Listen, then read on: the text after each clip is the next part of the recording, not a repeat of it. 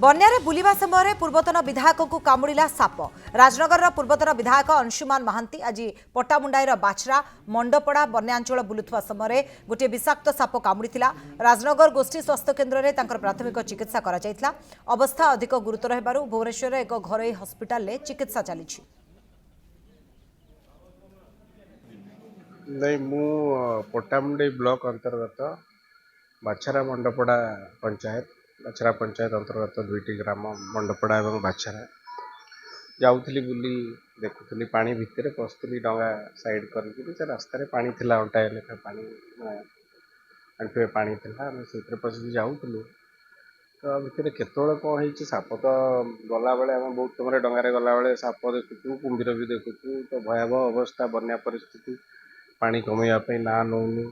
लोकों दुर्दशा दिन दिन बढ़ी बढ़ी चलती जो मुझे फेरे आ डंगार आसी बसिली से देखला बेलू दुईट स्पट हो बाइट मार्क भाया मत लगे मो मन टे सन्देह है कारण प्रत्येक दिन ये बहु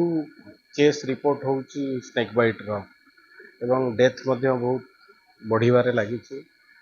तो मु भाविली जे आसिक मेडिकल आग ब्लड टेस्टा करदे भल हम तेणु मुसिक ब्लड टेस्टा कर सी संपूर्ण रूप से स्टेबुल अच्छा